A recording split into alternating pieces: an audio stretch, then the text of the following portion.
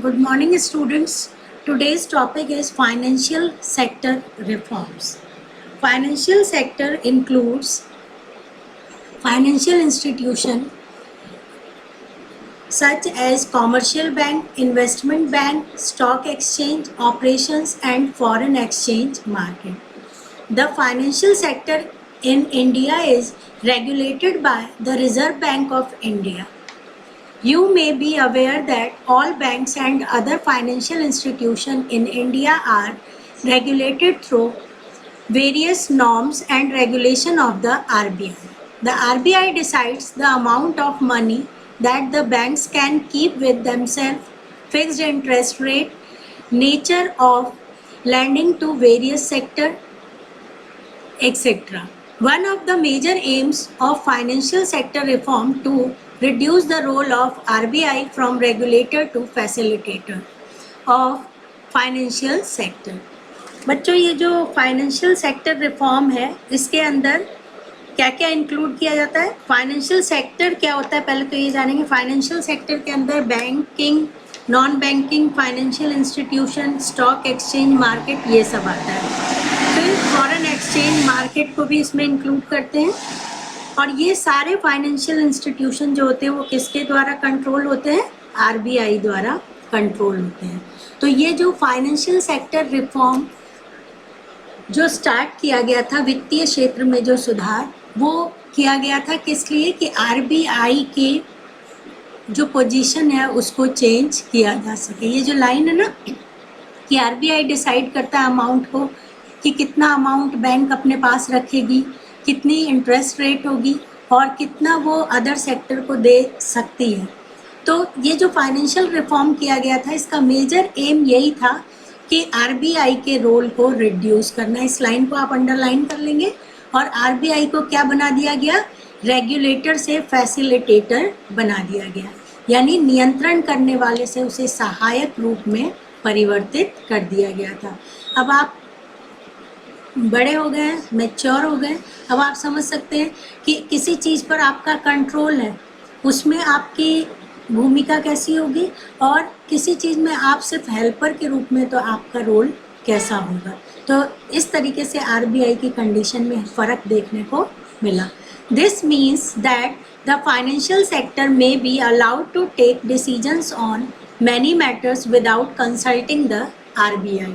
इसका मतलब है फाइनेंशियल सेक्टर में जो सुधार किया गया उसमें ये था कि बहुत सारे मैटर्स पे बिना आरबीआई से कंसल्ट किए या पूछताछ किए भी क्या किया जा सकता था? अपनी मर्जी से इसमें चेंज किया जा सकता था. The reform policy led to the establishment of private sector banks, Indian as well as foreign. Foreign investment limit in banks was raised to around 74%. Those banks which fulfill certain conditions have been given freedom to set up new branches without the approval of the RBI and rationalize their existing branch networks. फिर उसके बाद ये जो reform policy लागू की गई थी बच्चों, इसके अंदर हमने देखा कि रिजर्व बैंक की भूमिका कैसी बना दी गई थी? नियंत्रक को हटाकर यानी कंट्रोलर से वो चेंज होकर फैसिलिटेटर बन गया था. इसका मतलब है आरबीआई से सलाह किए बिना ही कई मामलों में बैंक जो थे वो अपना निर्णय ले सकते थे. और जो ये रिफॉर्म पॉलिसी यानी सुधार नीतियाँ बनाई गई थी कौन से फील्ड में? फाइनेंशियल फील्ड में. उनमें क्या था कि प्राइवेट सेक्टर को भी उसमें लागू कर लिया गया था, यानी प्राइवेट सेक्टर को भी अवसर मिल गया था. इसके अलावा बैंकों की जो पूंजी में विदेशी भागीदारी थी, यानी जो फॉरेन शेयर था उनका, फॉरेन इन्वेस्टमेंट, उसको 74% से कम करके क्या कर दिया गया था? 50% ही कर दिया गया था.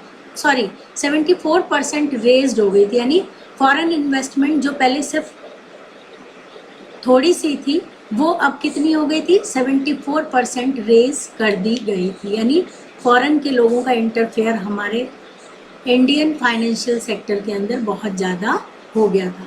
इसके अलावा अगर कोई बैंक अपनी नई ब्रांच खोलना चाहता है या पुरानी ब्रांच में कुछ चेंज करना चाहता है तो उसको आरबीआई से परमिशन लेने की ज़रूरत नहीं थी, वो अपनी मर्जी से भी इसमें चेंज कर सकता था। ठीक है। The banks have been given permission to generate resources from India and abroad. और इसके अलावा हम देखते हैं कि बैंक जो थे वो अब अपने देश के बजाय विदेशों से भी बहुत सारे रिसोर्सेज जुटाने की परमिशन ले चुके थे। यानी अब पहले तो क्या होता था, आरबीआई से हमें परमिशन लेनी होती थी कि फॉरेन बैंक से हम कोई सहायता ले या नहीं ले, लेकिन अब आरबीआई का रोल हटा दिया गया था और फॉरेन हेल्प या असिस्टेंस हम ले सकते थे, यानी बैंक ले सकते थे। इसके बाद हम देखते हैं कि अभी भी कुछ फील्ड में आरबीआई के पास ही सेफ गार्ड था, यानी आरबीआई जो थी वो कुछ फील्ड में आज भी वही डिसीजन ले रही थी। सॉरी। इसके अलावा हम देखते हैं यहाँ से हम देखेंगे general India and abroad, certain marginal aspects have been retained with the RBI to safeguard the interest of the account householders and the nation. Foreign institution investor FFI, ये भी आप abbreviation पेज पे लिखेंगे, such as merchant bankers, mutual funds and pension fund are now allowed to invest in Indian financial market. अब हम देखते हैं कि जो विदेशी निवेश संस्थाएं थी जिसे हम FII के नाम से जानते हैं, और व्यापारिक बैंक थे, जितने भी कॉमर्शियल बैंक थे, म्यूचुअल फंड थे, पेंशन रिजर्व था, उन सबको भी अब इंडियन फाइनेंशियल मार्केट में काम करने की परमिशन मिल गई थी। इसका मतलब ये हुआ बच्चों कि आरबीआई का कंट्रोल जो था वो रिड्यूस होने लगा और फाइनेंशियल सेक्टर में फ्रीडम जो थी वो टोटली स्टार्ट होने लग गई थी। अब अगर हम एग्जाम्पल से समझे तो हम ये कह सकते हैं कि आरबीआई जो था वो लिबरलाइजेशन से पहले एक रेगुलेटर के रूप में था। As a regulator the RBI would itself fixed interest rate structure for the commercial bank, but as a facilitator यानी after liberalisation the RBI would only facilitate the free play of the market force and leave it to the commercial bank to decide their interest rate structure. Now competition ruled the roost. इसका मतलब ये हुआ कि RBI का role जो था वो बहुत ज़्यादा चेंज हो गया था। अब अगर हम इसके कॉन्सिक्वेंसेस देखें तो हम ये कह सकते हैं, consequent upon the policy of liberalization there has been a substantial shift in the role of RBI from a regulator to a facilitator of the financial sector. Now market force decide the interest rate, structure, volume and the pattern of investment. अब बच्चों free play of market forces जो थे वो private bank में emerge हो गए थे। Free play of the market forces has led to the emergence of private bankers, both domestic as well as international, in the Indian banking industry. Liberalization has also allowed FII, foreign institutional investor, to invest in Indian financial market. अब आप समझ गए कि पूरा foreign का control हमारे banking system में लागू हो गया था। Financial market like mutual fund, pension plan, इन सब के अंदर फॉरेन इन्वेस्टर्स जो थे वो हमारी कंट्री में आ गए थे। तो इस तरीके से हम देखते हैं कि लिबरलाइजेशन का बहुत अच्छा इम्पैक्ट हम नहीं कह सकते कि हमारे फाइनेंशियल सेक्टर पे पड़ा था। That's all for today.